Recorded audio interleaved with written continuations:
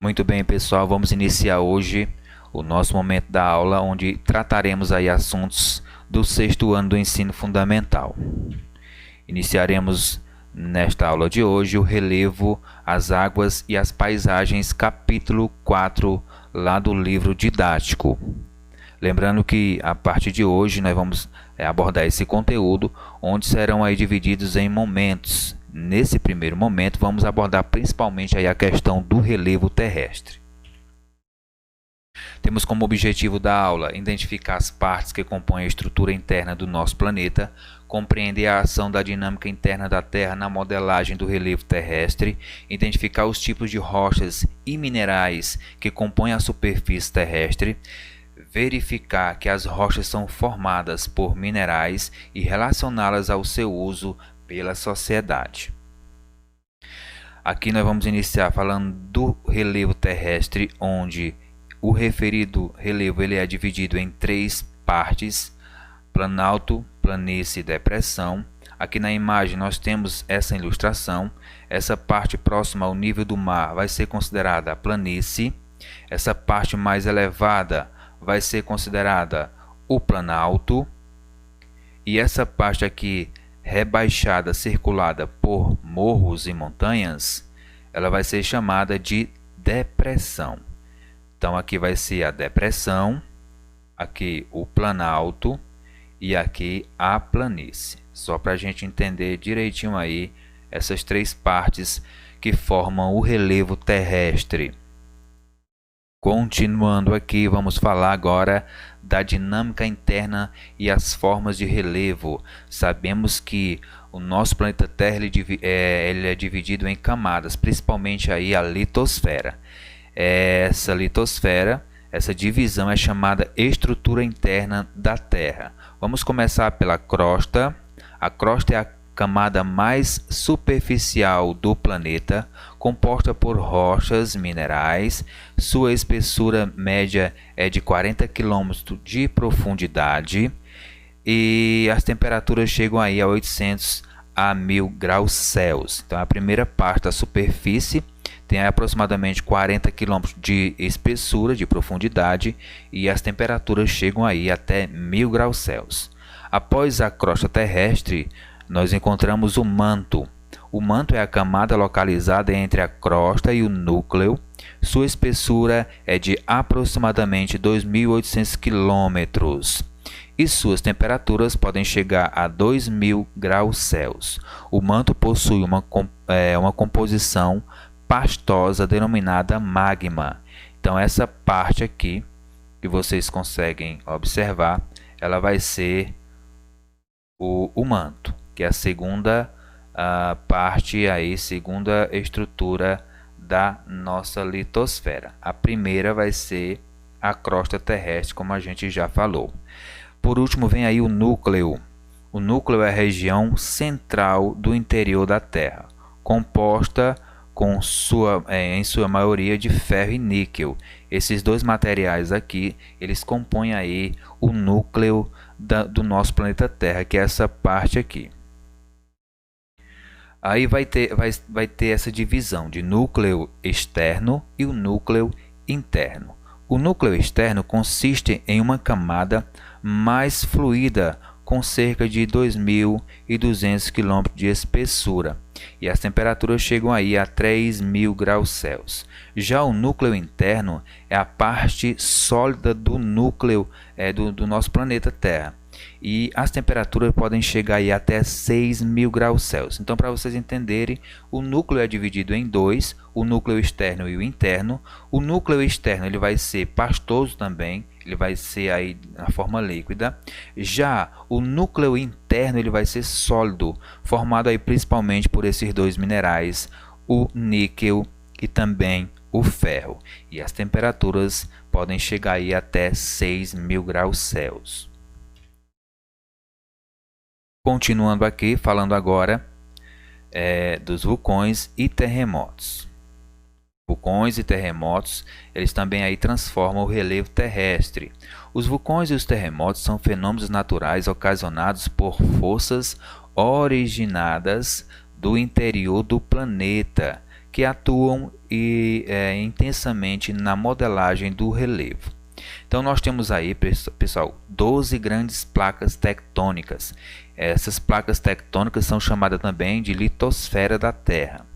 Então vamos identificar aqui algumas. Por exemplo, a placa norte-americana, que vai ficar lá na região norte do planeta, principalmente aí na parte aí dos Estados Unidos. Vamos ter a placa eurasiática, que vai pegar parte da Europa e da Ásia. Nós vamos ter aqui a placa africana. Vamos ter a placa sul-americana. Lembrando que a placa sul-americana é onde está situado o Brasil. O Brasil está no centro da placa sul-americana. Vamos ter aqui a placa indo-australiana, que é outra placa que vai ficar lá na região da Austrália, entre outras. Então eu quero que vocês identifiquem o seguinte: a placa sul-americana. A placa sul-americana é a placa onde o Brasil está situado. Observe essas falhas aqui, ó. Aqui são as junções das placas. Geralmente nessas regiões aqui é onde acontecem os terremotos e os vulcões, tá?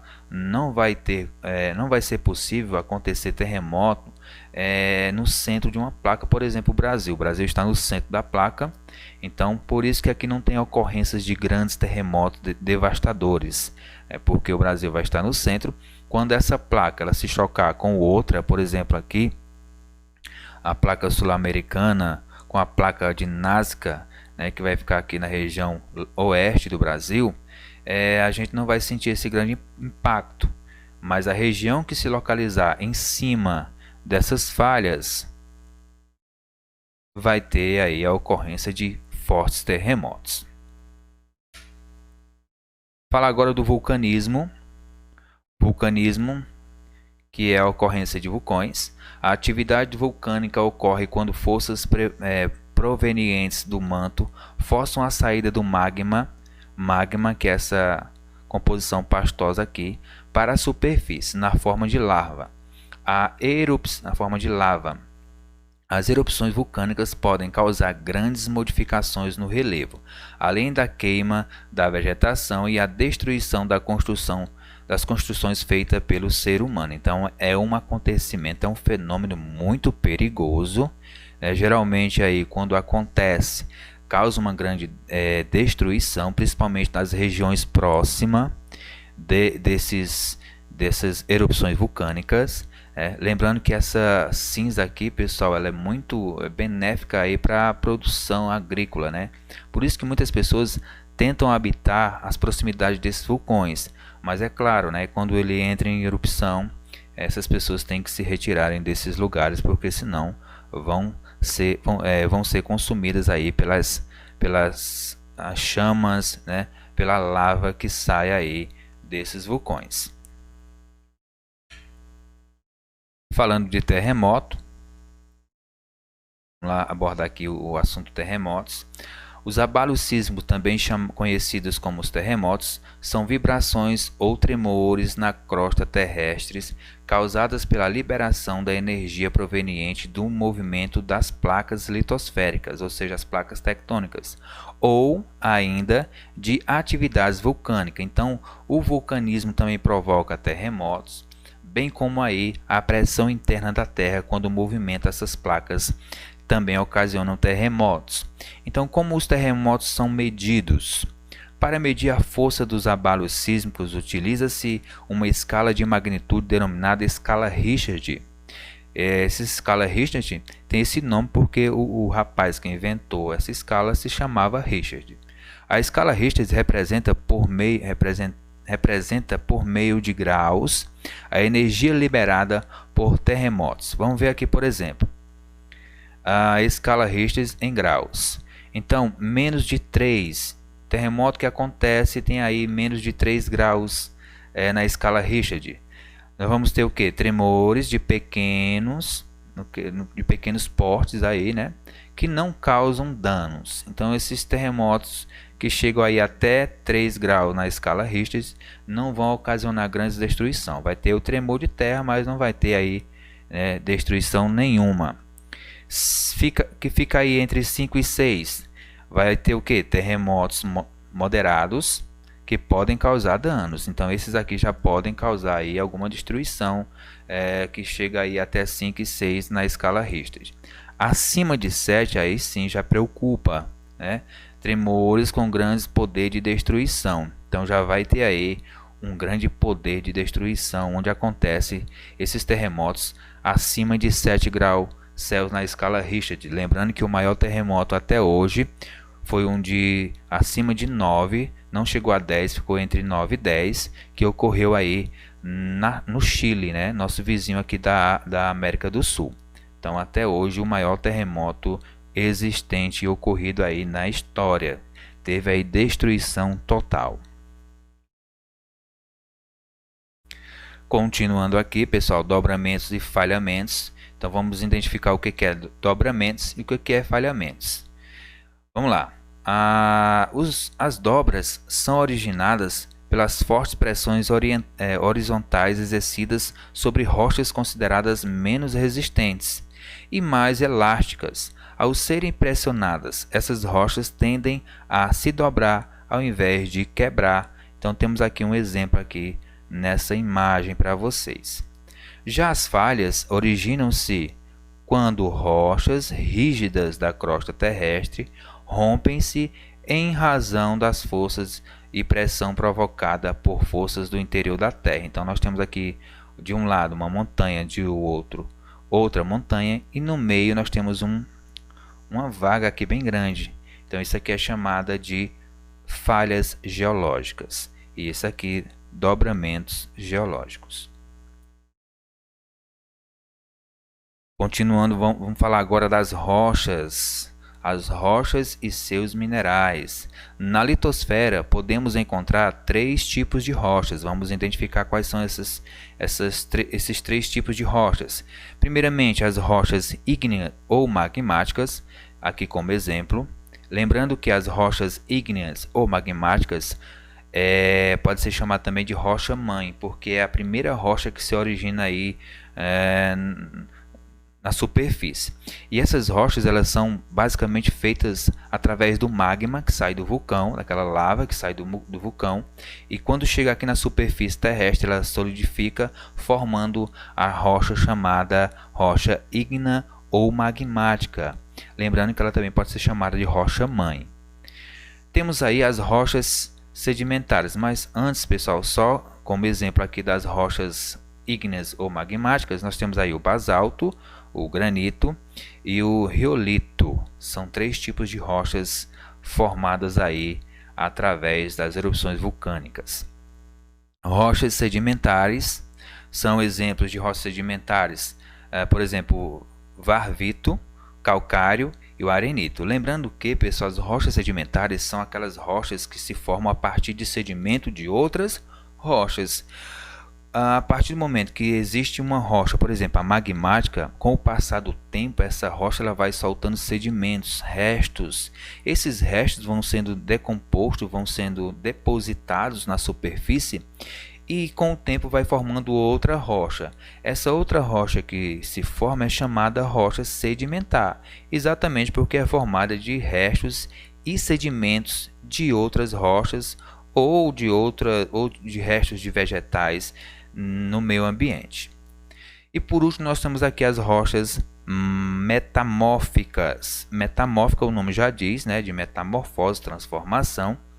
Essas rochas elas se formam através da transformação de uma rocha existente.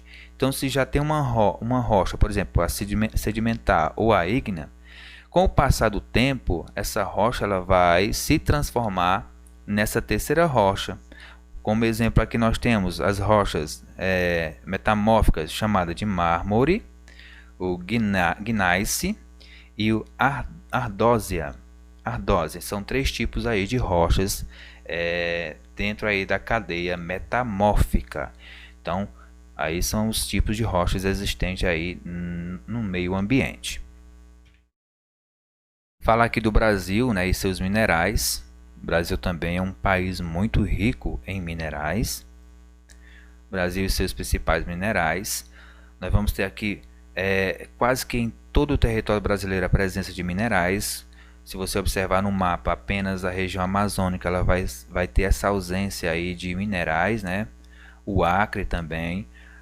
Vai se concentrar grande parte aqui na região centro-oeste do Brasil, na região sudeste do Brasil e também na região nordeste do Brasil, certo? Com exceção da região norte, principalmente na região amazônica, onde vai ter esse vazio de minerais. Então nós vamos ter aí, por exemplo, o carvão, o cobre, o chumbo, o ouro, entre outros. Então o Brasil também é considerado aí um país de grande potencial mineral, tá certo? Pessoal, para a gente encerrar, a gente vai fazer aí essa atividade. Então preste atenção que eu vou explicar para vocês. Vocês vão ter que copiar e responder as questões de 1 a 4 lá da atividade do livro didático da página 106. Então lá tem várias questões, mas eu quero que vocês copiem apenas de 1 a 4, página 106. Deixe registrado aí no seu caderno e bom estudos aí a todos. A gente se vê na próxima aula.